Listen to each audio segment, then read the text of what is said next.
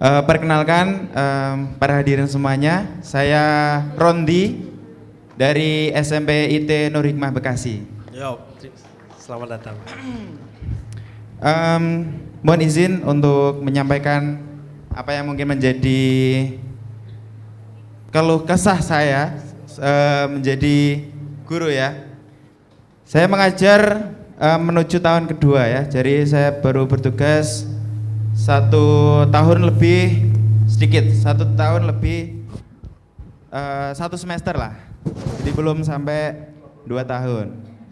Nah, saya sendiri latar belakang adalah sarjana pendidikan dari salah satu universitas swasta di Surabaya.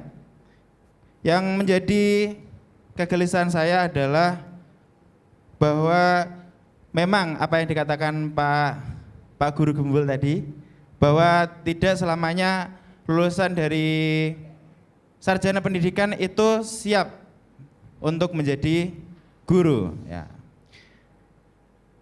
Kemudian betul juga tadi bahwa ketika di kampus itu kita diajari untuk membentuk administrasi, kemudian diajari dengan materi-materi yang memang dosen atau guru-guru kita dapatkan, sehingga kita juga dididik untuk seperti itu.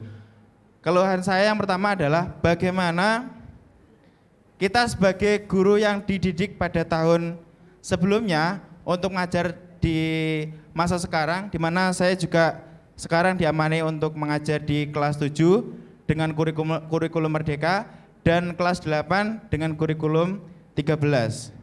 Itu yang pertama. Kemudian yang kedua, bagaimana memotivasi anak-anak cerdas ya, mungkin ada yang di sebelah saya juga masih SMA, untuk menjadi guru yang berkualitas di masa depan. Tidak hanya orang-orang yang terpanggil untuk menjadi guru yang ingin berkuliah menjadi guru, tapi orang-orang yang memang cerdas dan ingin menjadi guru. Yang ketiga,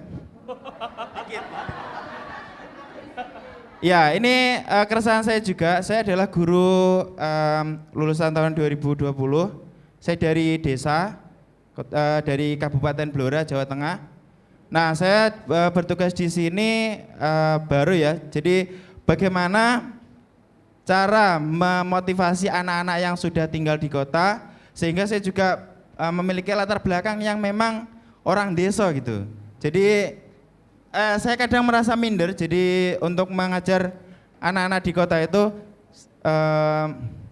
dan kadang saya juga menceritakan latar belakang, oh Ustadz itu desa sekali ya.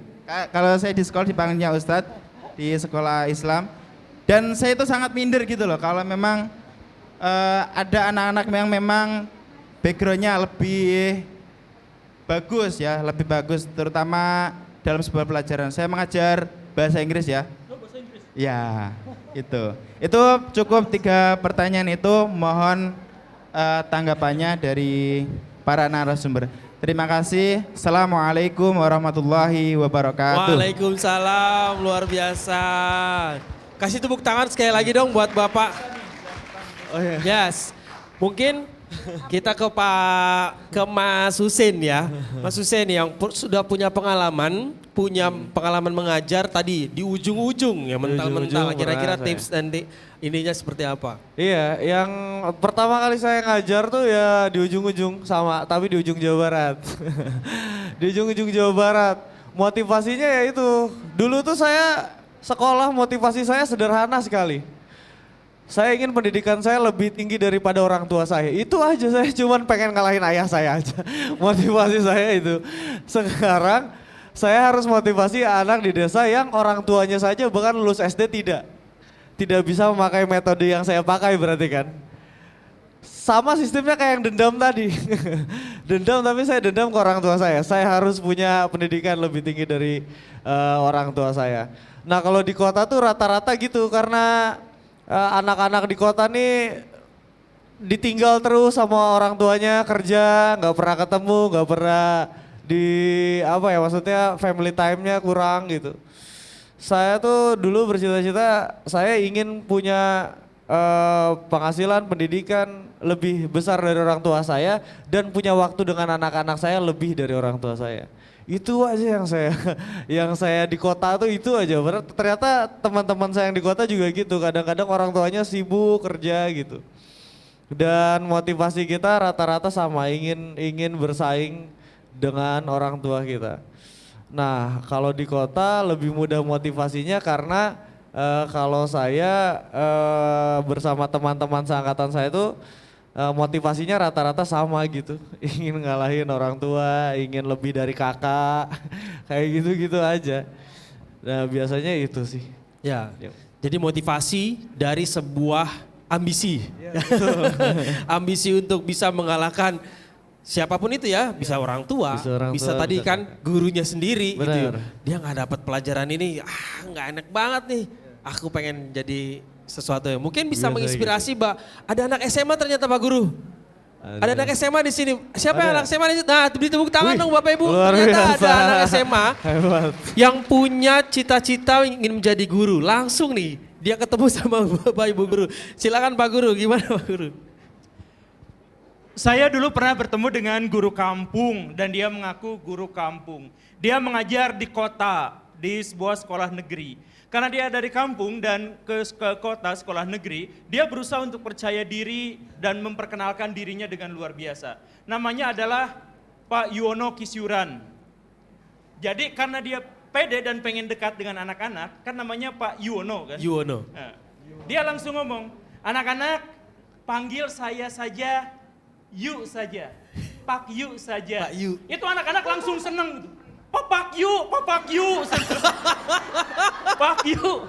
Ya karena, dan si gurunya ketika si anak-anaknya bersorak seperti itu, gurunya ketawa, dikiranya itu adalah sebuah penghormatan buat dirinya. Pak Yu, Pak Yu. Jadi sejak saat itu dia panggilnya Pak Yu. Pak gitu. Yu. Sadar, dia berminggu-minggu kemudian baru sadar setelah dengar guru-guru lain bicara, ya udah dia ganti namanya jadi jangan Pak Yu, kan namanya Yuwono Kisyuran. Jadi Pak Kis aja, Pak Kis. jadi Pak Kis juga. Pak Kis.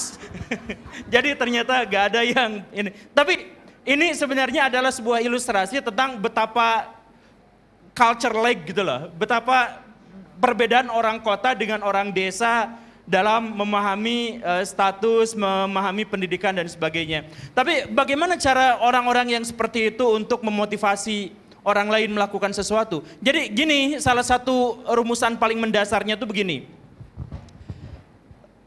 Kita tidak akan mungkin bisa memotivasi seseorang kalau orang yang dimaksud itu tidak tahu apa faedah kalau saya melakukan hal tertentu gitu.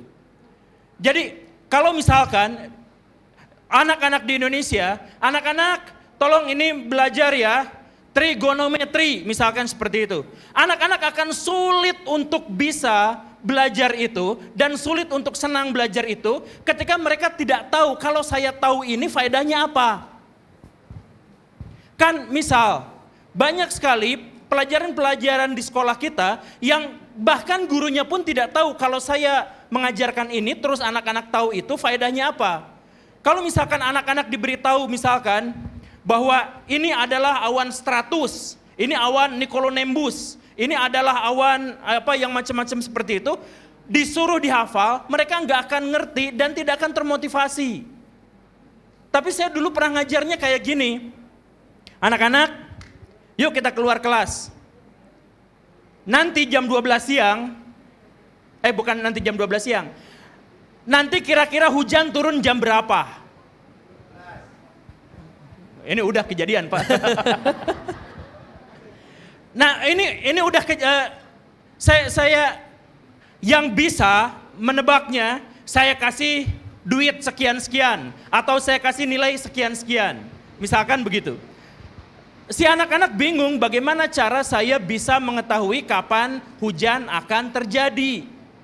Kan begitu. Lalu saya jelasin, kalau hujan akan terjadi, ciri-cirinya adalah udara lembab. Kalau udara lembab, salah satu cirinya segala sesuatu bebauan lebih pekat terciumnya. Api tidak akan lurus ke atas, tapi belok ke sana ke sini. Jadi kalaupun misalkan kita mengetahui tanda-tanda alam, maka kita mengetahui kelembaban udara. Kalau kita mengetahui kelembaban udara, kita juga mungkin bisa berprediksi kapan terjadi hujan. Tentu saja dengan mengetahui angin, bagaimana kondisi awan dan lain sebagainya. Nah, dari situ akhirnya siswa termotivasi untuk belajar. Karena apa? Karena dia tahu faedahnya. Dia tahu kalau misalkan dia belajar awan begini, awan begitu, dia tahu kapan terjadi akan turun hujan. Dan si teman saya, dan si murid-murid saya itu bisa tebak-tebakan dengan temannya.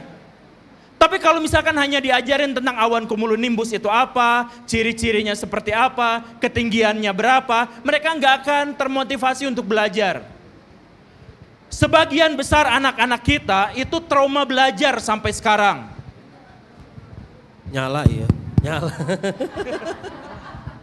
Anak-anak kita itu trauma belajar, sedemikian traumanya sampai ketika guru-guru ada pengumuman guru nggak hadir karena rapat.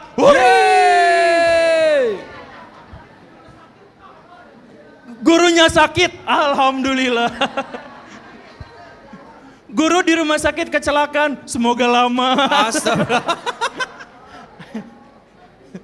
Itu teman saya dulu waktu sekolah gitu, Pak. Tapi saya yang ikutnya. Itu kan sebenarnya trauma belajar. Nah, trauma belajar itu muncul gara-gara apa? Gara-gara siswa tidak tahu kalau saya belajar tentang Pangeran Diponegoro melakukan perlawanan pada Belanda pada tahun 1825, dia faedahnya apa kalau tahu itu? Karena dia tidak tahu, maka dia belajar terpaksa. Makanya kalau mau memotivasi, sampaikan kepada anak-anak bahwa setiap kalian tahu tentang materi ini, ada solusi-solusi yang bisa ditemukan ketika berhadapan dengan satu masalah tertentu. Jadi diajarkan relevansinya, maka si anak akan gemar belajar tentang materi yang disuguhkan sama kita. Itu satu di antara sekian banyak cara untuk mendorong motivasi belajar siswa. Sisanya diserahkan kepada Ibu. Ya.